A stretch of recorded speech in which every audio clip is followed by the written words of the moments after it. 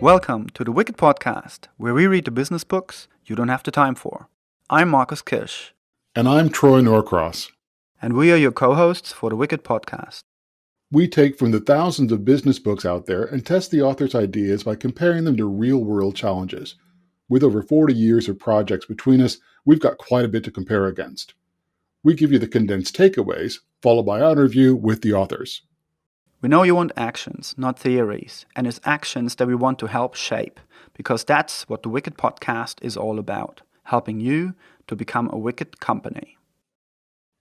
So, Marcus, we've got another great episode coming up. Who are we talking to today?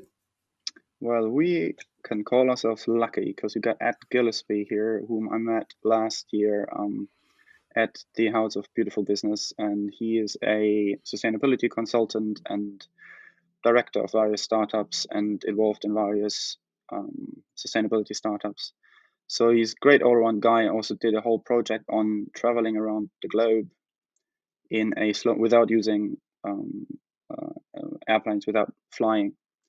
And he documented it in a book called Only Planet, and to do a pilgrimage around reality, really. So we talked to him a lot about those kind of aspects, new mindset, what's really going on, what we should be doing, purpose, and so on. But before I go into more detail, what were your takeaways? Yeah, so I had a couple of really, really good things that I took away from that. One of which was this concept of purpose wash. You know, that a lot of these organizations have been given so much management consultancy that they need to have a purpose that kind of drives their organization. But they're not actually making the hard decisions and actually coming down with real definable purpose. And it's one of the reasons that these big organizations are still sort of adrift. It's because if they really have a genuine purpose, it may be in conflict with kind of their need for profit. And so that was one of the things. I think the other thing was, and you know, being a startup person such that you and I both are, I think that his view is that real systemic change, real innovation is never going to come from these big behemoths. It's going to come from what he coined as the trembling edge, the small little startups out on the edge that are unencumbered by a lot of the big problems of an established sustainable business model. And so I think that there will be change that happens out there, and there are challenges for those people that they need funding for that. So those are my big takeaways. Yeah, I quite like that we managed to have another opportunity to talk or expand a bit on what we talked about with Graham a few episodes ago around what the real purpose of companies really is. And, Graham told us, or, definitely educated me on the fact that there is actually no legal foundation for shareholder value and nothing else. That's quite great because one of the podcasts that Ed's doing is about, it's called The Great Humbling, it's about being more humble. And I think a lot of organizations could really benefit from that, not only because they need a reality check and it's not just about them and their growth. There's actually a lot about, what are you doing for the customers? What are you doing for people actually? But also what are you doing for the people you employ? There's a lot of talk going on around millennials only joining companies, so the talent only going to companies that actually are humble and join better purposes. So there's a lot of value there that organizations should authentically tap into, not just as a facade or a wallpaper or a marketing exercise, but true and honestly say, look, we want to reshift our purpose and we're really going to go for that. I think they would just benefit, and it will help with shift of mindset. Because I think if you do that and you get more people to join you with a similar mindset, or they join you because of that purpose, it will change your mindset slowly but surely. The other part that I took away from this and that he mentioned, because Ed has experience in working for some of the bigger consultancies as well, apart from owning a smaller one, is that the way consultancies are working today is probably put more and more into question, because I think their model is not working like that anymore for clients.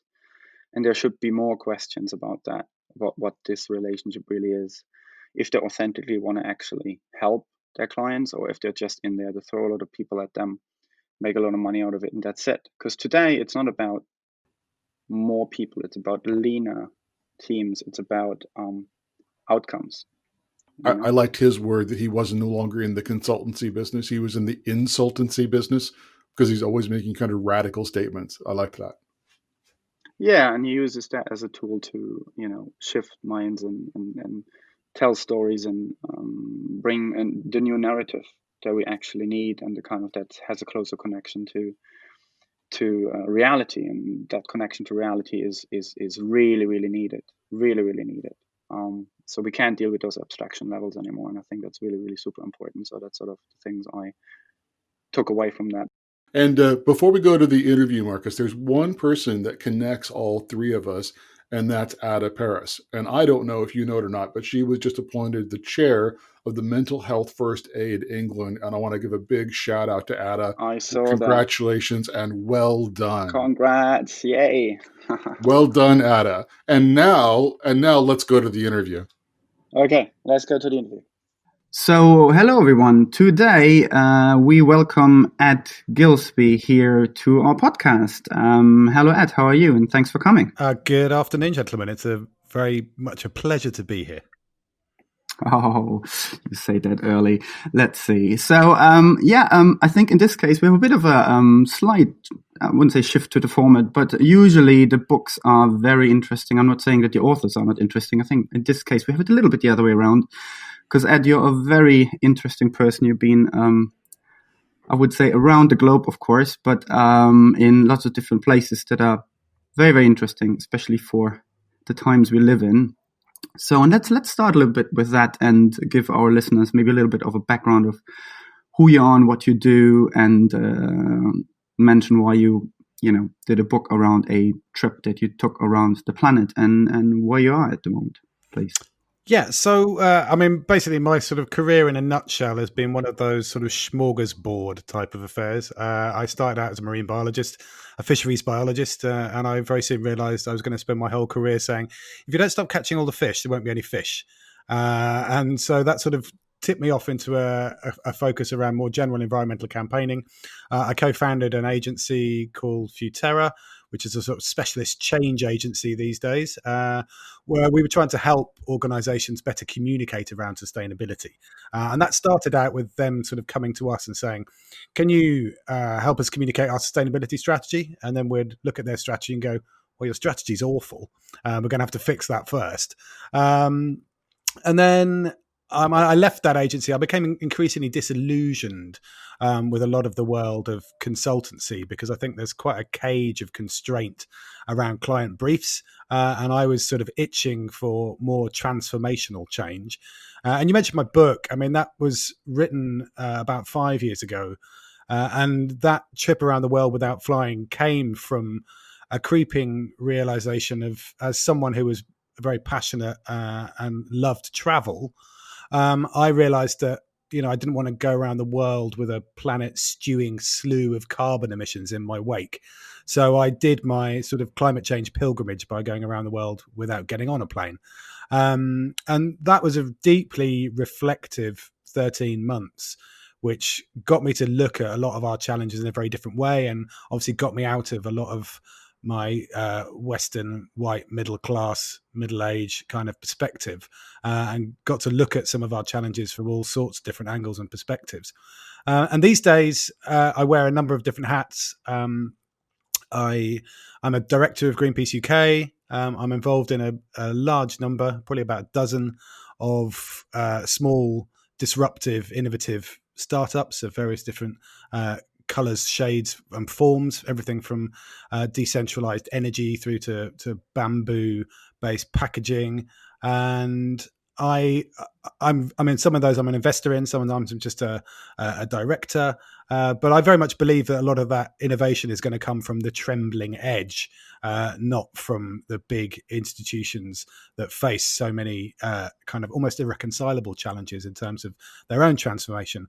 And I'm also I've got a couple of podcasts of my own. So I do a podcast called The Great Humbling with Dougal Hine, who is the co-founder of the Dark Mountain Project, and that's very much looking at the world as we see it today as a humbling. Actually, this is about us being brought back down to earth from some of our sort of hubristic tendencies, whether that's COVID, whether that's climate, whether that's inequality. All of these challenges, as we know, are interconnected and interdependent.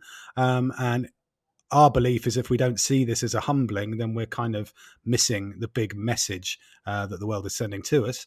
And then there's another one called John Richardson and the Futurenauts, which is a heady mixture of gravitas and levity, where myself and Mark Stevenson, my fellow reluctant futurist, we look at specific topics with John acting as our sort of quizzical interlocutor.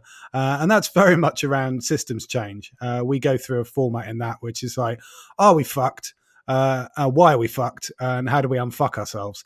And so, yeah, I'm a great fan of the Irreverent podcast for getting us to stretch our thinking. And, you know, I describe futurism not necessarily as the prediction or analysis of emerging trends, but as stretching the imagination of the possible of where we need to go. So I'm very much into the storytelling. I believe that the stories are the narratives that we use to navigate the world and try and make sense of it.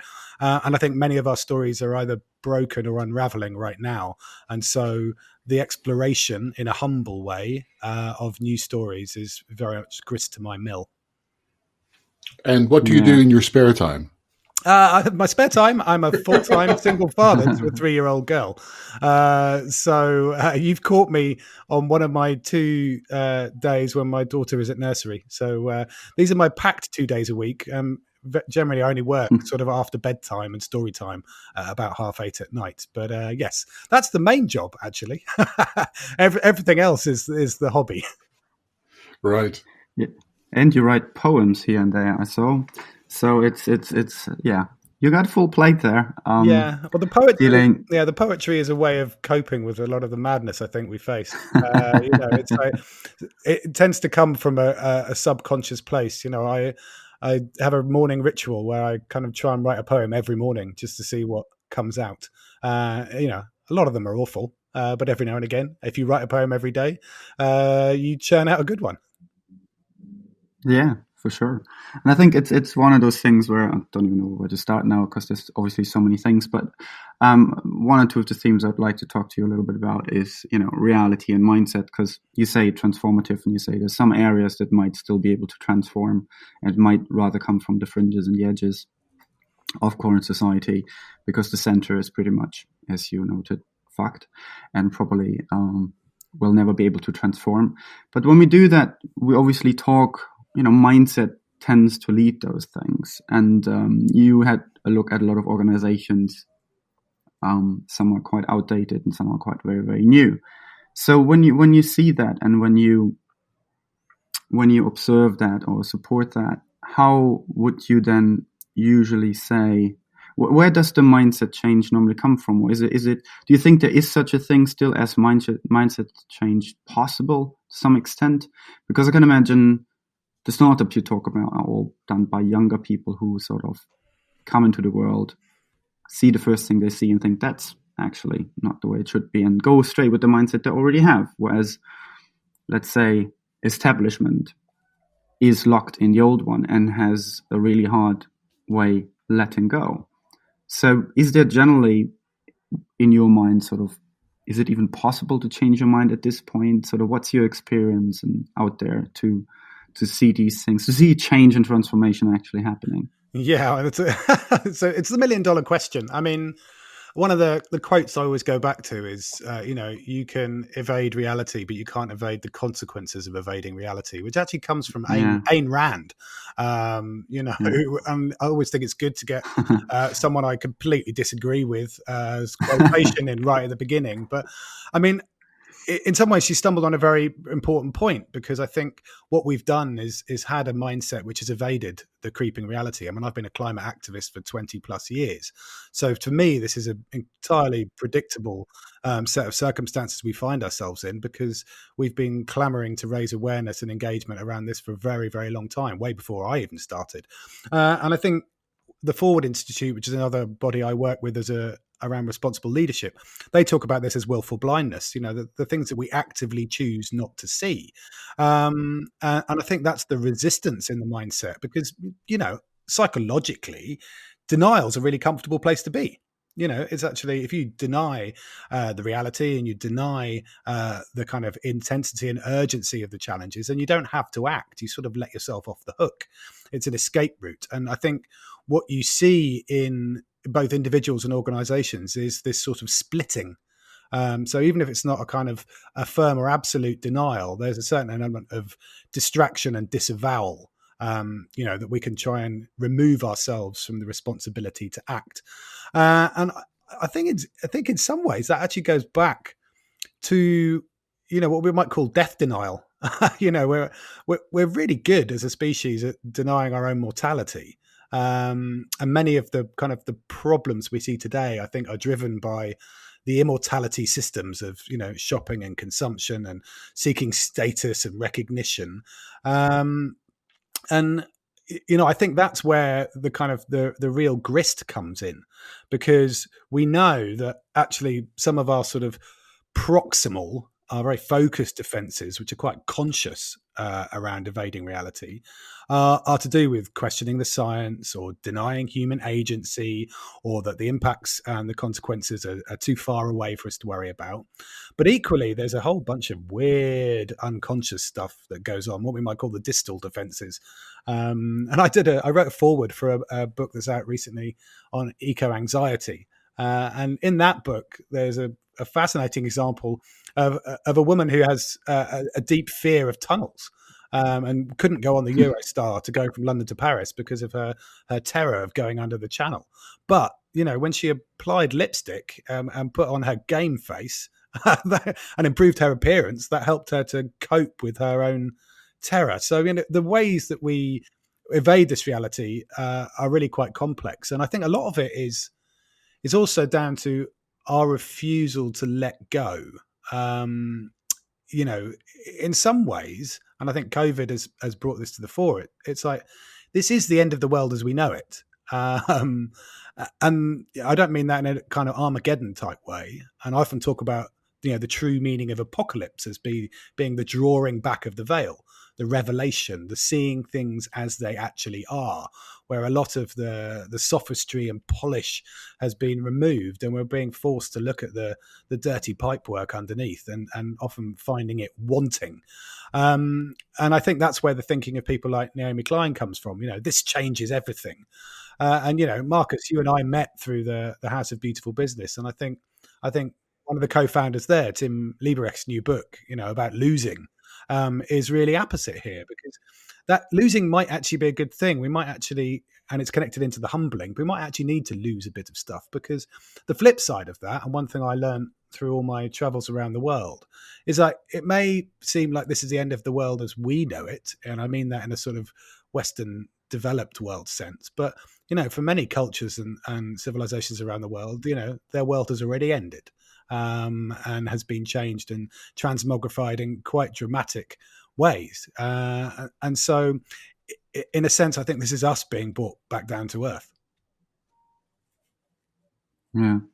And I think, when you say that, I mean, it's great to get a different view on things. And I think getting a different view of things, and sometimes through describing, changing the narrative or telling the story differently, is can be a very eye-opening moment. And that's when mindset change can happen, right?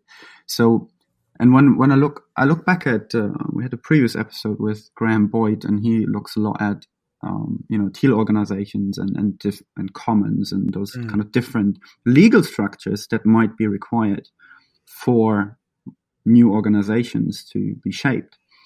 And so when you look, for example, at some of the startups that you're working with, do you see any change there in the way they have to set themselves up in order to survive into the future? Because otherwise they're going to be dependent on the same vulturous economic system that we're all prone to. You see a lot of startups coming up with quite good ideas, and then the second they get too big and the return of investment has to start kicking in, and then directors move in who come from the old guard. The whole thing just goes pear-shaped. And so do you see something over there in some of the companies you're working with where there's new thoughts around that? Because we know from Graham, my assumption always was there is actually a legal underlying anchor or legal reality of shareholder value above everything else, but it isn't. It's just a belief system that what was it, wrote about, and suddenly it became a thing. It's actually not legally binding. And Graham said, no, it's not. No, it's the old Milton Friedman. Yeah, exactly. Yeah. So and so, do you see anything in those companies you work with where this is shifting or needs to be shifting, or do you think there's a danger that they might get more into trouble? Yeah. So what do you see there in terms of? I wish I could see more. I mean, I think in some ways we're still stuck in a sort of slightly chicken and egg type of scenario, because startups require investment. Investors are looking for certain criteria. They don't want to take risks on new business models or formats. And so I think the most productive area at the moment, I mean, I would love to see far more radical platform co-ops emerging. I don't see any technical reason why you couldn't have a ride sharing platform like Uber, which is owned by the drivers and the passengers, rather than all the kind of profits being siphoned off to some Silicon Valley tech billionaires. But at the same time, you get in the middle, you get this sort of benefit corporation movement, which are obviously trying to put social and environmental value on the same level as economic value. But I do think there's still a reticence and a reluctance from the mainstream investment community to take a punt and to take a risk on these things. So even if you are the brightest and most ingenious, innovative entrepreneur, you're still kind of hogtied by the expectations of the people who might back you. And there are some shifts happening there, but I mean, I would say, that the structure of the startups I'm involved in, they may well be benefit corporations, but they're not as radical as I would perhaps like them to be, or as I believe they could be. Yeah, but there's an entire movement in the startup community, and it's a very, very small movement. Probably less than 2 or 3% of responsible capital. That's not just in it for the returns on investment of 8%, 12%, 20%, whatever it happens to be. And so you are seeing some of that kind of green shoots. And I think that's also because part of the younger generation is now moving into a place where they have capital that they can invest. One of the things that I talk about is one of the big challenges we've got is the aging population. The baby boomers and beyond are living on the share increases and living on the dividends because they're no longer contributing as an employees into society. They desperately need this income, and they're the ones that hold all the shares through their pensions and everything else, and they're driving a lot of these decisions. And I think that there is a possibility that in the next 20 or 30 years, you see more of a shift towards balance. But do you agree with that, or do you not agree with that? I know I agree with that. I just don't think we've got 20 or 30 years. I think there's an immediacy to a lot of these things. And maybe, there is an aspect or an element of this, as you say, where I think there's a lot of herd mentality, not in the Donald Trump COVID sense, but, in the general herd mentality of investors that, that's one of the things I do through my public speaking work, is to be what I would call radically provocative. And some call it insultancy, sort of being strategically rude to clients and audiences. But that's about jolting people out of the status quo. And I think you're right. There is a generation at the moment that is looking to ensure they get the dividends in those businesses in order to make sure that their pension payments are met. But I think equally, as you say, there's a younger generation who are going, well, there ain't going to be a system to provide me with a pension if it carries on the way it goes now. And it's bizarre, and it's seemed twisted to me for 20 years that, we put our money into these funds in order to secure our future quality of life, whilst directly investing into businesses which are compromising our future quality of life. And that sort of paradox, I suspect, needs to be unpicked a lot more quickly than over 2 or 3 decades, because we literally don't have the bandwidth or the time to have that luxury. Yeah, I completely understand. We don't have the time to wait for those 2 or 3 decades, and some change, is going to be mandated upon us whether we like it or not. The effects of reality, whether we accept them or not, as you say. Yeah, exactly. So I think in particular now, obviously we're living in COVID times, and this is now a big label right then and there. Literally, it just has happened. The thing that was building up as well, as slowly as everything else, but that just hit us in a more severe way. And all of those new things, climate change, pandemics, so they're all wicked problems. They're all these kind of really hard to, really elusive kind of problems that keep changing and keep throwing things at us. And those can only be tackled with a long-term view or, incrementally. And there will never be a proper, full 100% solution to those, because that's just not how they behave. So in terms of that, what do you see how organizations or groups of people manage to tackle that? So even the startups might just tackle bits and pieces of it, but the big thing is the system, right? So the system we live in, let's say, system of our planet, and we want to contribute and help certain aspects of that so that we can live there in the best way possible, or in the most reasonable way possible. Do you see organizations manage to start tackling those or reorganizing themselves in a way that actually can make more of a difference, or can? No, I completely. I mean, as you say, in some senses, these wicked problems are also, as I said, quite foreseeable. I gave a workshop, or I was participating in a workshop with the Bank of England in January, where we were talking about high impact, low likelihood risks, particularly non-linear climate risks. And this was off the back of the Australian fire season, and the terrible fires down under. And the three things we talked about as, low likelihood but high impact risks were non-linear climate change, pandemics, and economic crises. And then lo and behold, we got all three at the same time.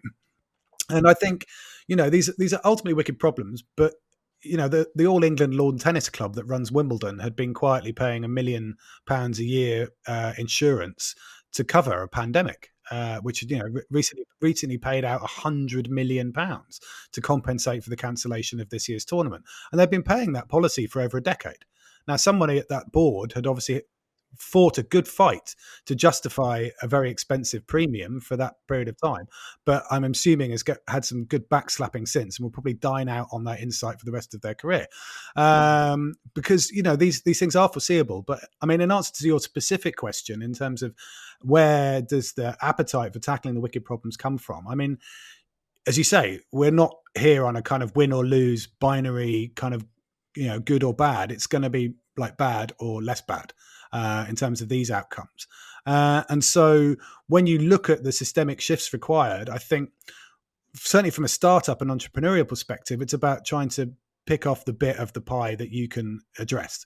So, if we wanted to move towards a hydrogen economy, for example, then, that requires so much infrastructure and capital cost, but there may be elements of that technology mix that could be very attractive to a specific engineering startup that may then be acquired by one of the other key players. Or if we look to something like plant-based diets, none of the big agri-businesses are necessarily addressing that in a wholesale and interconnected way right now, but there are all sorts of plant-based startups which are going around doing a lot of the education and the marketing and introduction of the customer choice, and working with the farmers in a regenerative way, changing land use, changing agricultural practices. So you can't change the entire system in one go, but there are huge opportunities for those who are prepared to take the risk of sticking their finger onto a real raw spot of potential opportunity and giving it a good wiggle. And I think that's where it gets exciting, because in some ways, the dynamic between establishment institutions and the entrepreneurial startups is a bit like David and Goliath. And David will not necessarily be taking Goliath out with one well-aimed slingshot to the forehead. In fact, David might have to dance with Goliath, or even, heaven forbid, get into bed with him, because that's where these unusual partnerships are going to come from. And that doesn't necessarily have to be through acquisition. It could be partnership. It could be, information sharing running in parallel, or, other seed funding for further innovation. And you're seeing a lot more of that now, I think, with institutions, big businesses especially, just going, we know how bad they are at innovation, because particularly when there's not enough pressure on them, because they make money very happily at the status quo. Thank you very much. So the pressure to drive constant innovation isn't always there, which is why they often then look outside for people who are more unfettered or untethered, in order to provide some of the potential solutions that they're unable to find themselves. And I think those dynamics are where the real interest is. And the word that I use a lot, I do a lot of blockchain enterprise level kind of education, is the word co-opetition. Yeah. So either cooperating or collaborating with your competition, and whether that's two multinationals or more getting together, or a multinational and a handful of startups. But they are indeed understanding that it's not just, I'm going to kill you as the only way to move forward. Yeah. And that's very much how the natural system works. Innovations from nature, you have mutations, you have all of those kind of things. And, again, competition is an ideology. It's not necessarily the best way of running a system. We've been bred and raised on this idea of sort of Darwinian red in tooth and claw, direct competition and survival of the fittest. And it's not true. The vast majority of the natural system is cooperative, and it's designed to deliver a largely sustainable outcome. It may not necessarily be ideal for every single player within that system, and there are ebbs and flows and peaks and troughs, but ultimately it provides a homeostatic, self-regulating system which provides the greatest benefit for the greatest number within it. And so, I think your co-opetition or other portmanteau type of ideas are actually quite important, because we need to be replicating that. As you say, it's not this Trumpian type of ideal. It's not enough for me to win. You also have to lose. And that is just such a throwback, I think, in 2020. Well, it's odd to see when you can look probably at other parts of history or other established concepts around the idea of, diversification, or you say that it's not good if a country only has one or two parties, right? So you're not going to get good stuff done. You're going to get lost in this tribalism and other parts when you get polarization hitting there on top of it. So, and if you see that, and a little bit referencing then some of the benefits that Troy is often talking about around blockchain, the more open these things are, the more that actually everyone benefits of that, benefits from that. Same with, what is it, open banking, or you talk about Tim Berners-Lee going, look, data needs to be travel frictionless, and the better this is, the better it is for absolutely everyone. The same as it probably is to distribute wealth more evenly, or that kind of stuff, because everyone ends up being better off if it's a bit more balanced like that. But that seems to be really fundamentally disagreeing with what we think capitalism is all about, which is, you grab as much of the market share as you can, you lock everything up as much as you can, and charge premium for any access to whatever you have. But also the other thing about capitalism that I'm really hung up on at the moment is its growth at all costs. Yeah. So how do we then go about and say, right, so there's this growth aspect, which means I'm taking more, therefore you're getting less, or how do we approach it that we can have industries that have 1,000 players? We all know that actually the big benefit of society doesn't lie in some of a few huge players, but a lot of small businesses. Yeah. So how can we turn that around? Because there seems to be absolutely near impossible, because even the government mainly supports the big players rather than the small ones. And if you take someone like energy, which is obviously the key driver of a lot of economic activity, and the price of energy is such a decisive factor, in terms of the viability of modern civilization. And if you go back in the UK, you go back 100 years, there were 600 local energy companies in the UK. And then over the graduate course of 100 years, they got consolidated down to a big six, which was largely a kind of linear industrial model. Whereas, we go and find the energy and we dig it out of the ground, and it's really expensive and dangerous, and people die doing it. And then we burn it in a big shed, and we send it hundreds of miles down a cable at a massive voltage. And then, you have to make it safe to use it at their end. And if you don't pay your bill, we cut you off. And that's such a sort of old school pipe model. And I think, we are on the cusp of moving back, at least partly, to a much more radically decentralized system where everyone can become a producer and a generator as well as a consumer of energy in terms of renewable electricity. But the main barriers to that, as you say, are we got to break some heads. We've got to break the stranglehold of the vested interests where the price you get paid for the energy you generate is much less than the price you're paying for the energy you consume. And so we've got to level that playing field and also get everyone in the system to be paying fairly for the infrastructure that they all share. And I think that's the other aspect which comes through time and time again, in terms of the tension between state innovation or public sector investment and the kind of the free riding that so many of these private enterprises essentially do. And I think if we can start to square those circles, then you start to unleash this enormous potential. And energy is just one example of how you can see a system transforming, like potentially quite rapidly. Not least because certainly in the UK, I mean, the cost of new renewables is now much cheaper than the cost of new fossil fuel infrastructure, let alone nuclear. And so you just get much better bangs for your bucks, a safer system, and also a system that everyone can in some way, shape or form, in principle, be an active and live participant in. So it becomes relational rather than transactional. And I think that's where, again, the excitement comes, because it's about a participatory type of economy rather than this sort of linear transactional one. So one of the things that I talk about a lot with businesses is helping them understand pricing models that are not cost-based, but are value-based. Yeah. So don't tell you how much it costs to do this and add your markup onto it, and that's your price to the market. Look at it from how much value are you bringing. And in the ecosystem that you're talking about, energy, whether it's home creators through solar panels or wind or whatever, versus the big power plants, it is indeed an ecosystem where there's value contributed, I guess because I'm in the UK, and value extracted. And if you can actually put, numeric values on contribution and extraction of value, that's where things get more balanced, as opposed to the how much did it cost you to create that megawatt.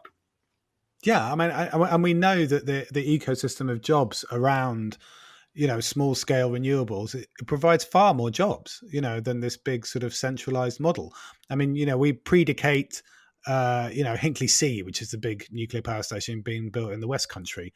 We know this is probably going to be one of the most expensive man-made objects on the planet in history. £25 billion, and it also ties the UK grid into some of the most expensive energy procurement contracts until mid-century.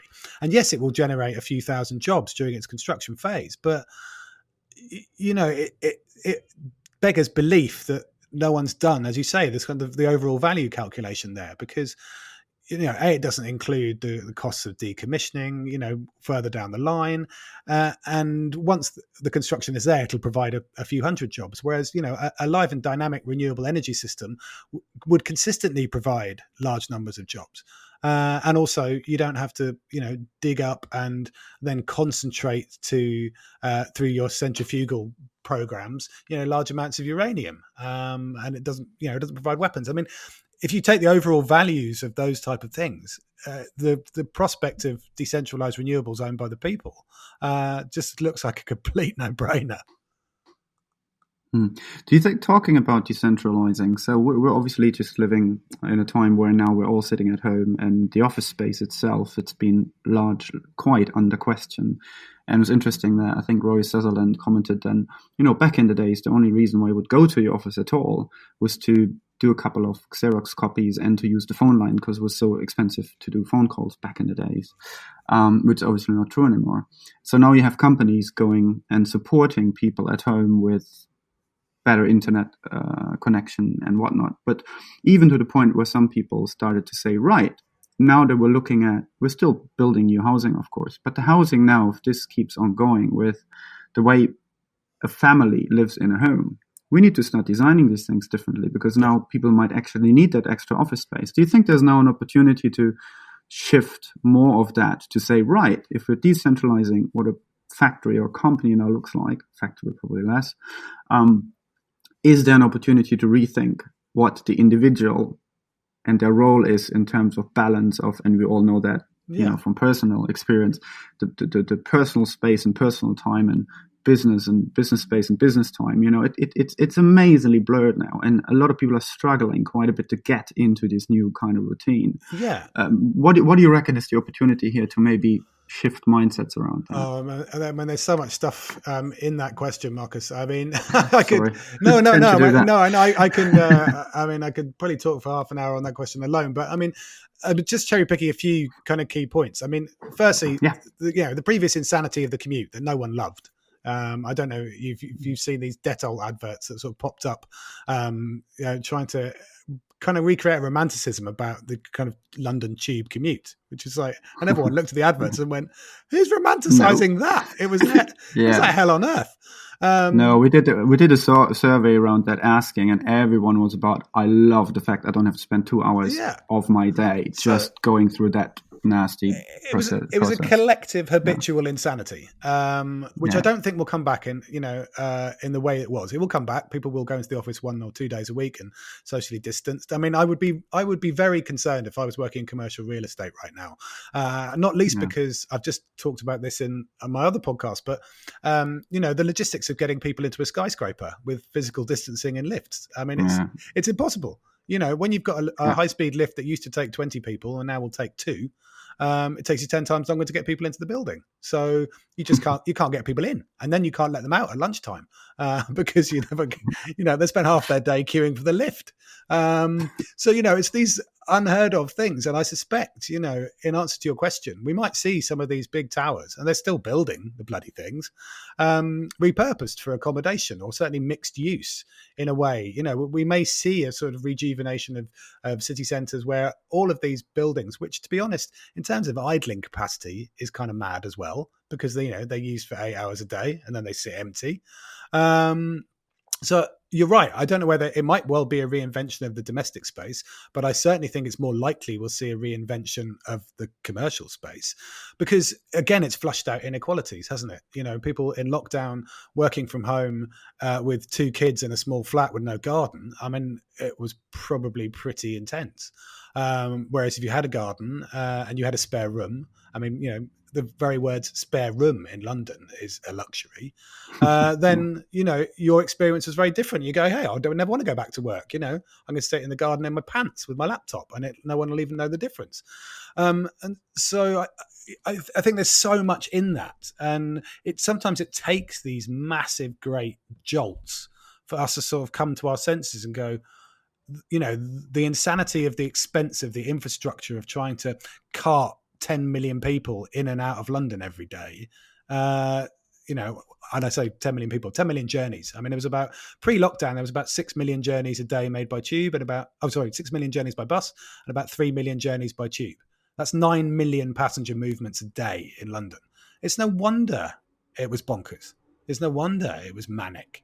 And I think, we can actually see our cities calming a little a bit. I think it's not going to be the end of the office or eternal home working in perpetuity, but I do believe there's a sort of hybrid space which would also lead to massive wealth redistribution, because if you've got people, I mean, it's going to hit people like Pret-a-Manger, but at the same time, if people are working from home more, they'll spend more money in their local neighborhood and their local area, and so it could take some of this financial heat out of the city and actually hopefully take it around the country. Well, what I found as well is that I've been way more going through the parks and hanging out there, sometimes with my laptop, sometimes just for a walk, to collect your thoughts. In my pants, and I don't care what anyone says. But essentially, it's the kind of thing where you suddenly realize that those spaces that normally weren't used during the day because you were working, right? Yeah. You were somewhere else. And in the middle of these densely populated office areas, there's hardly any green space because it's all owned by someone. Yeah. If you can put a shop in there, you're not going to put a park in there.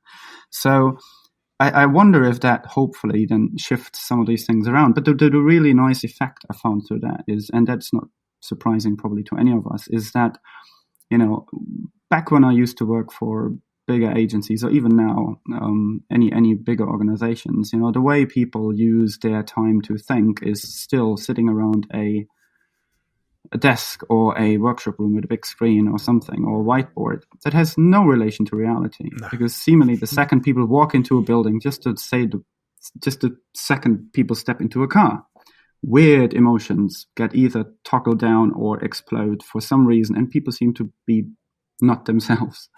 And reality seems to be left out. So I've been, back in the days, dragging out creative people out of their glass boxes into outside, which was weird to them and was fun for me. But I wonder, what do you think in terms of mindset change? Mindset change often comes through change of context.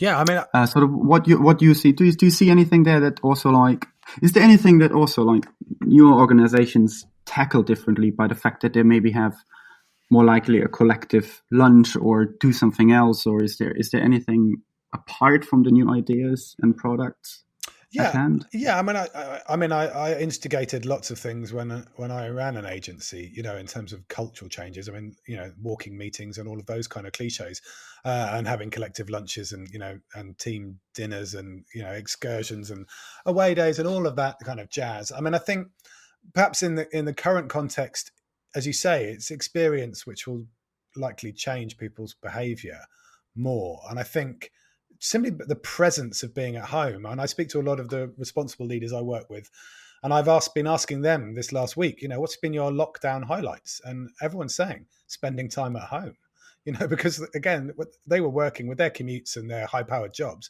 They were out 16 hours a day. And so they were barely present in their domestic environment, let alone with their families.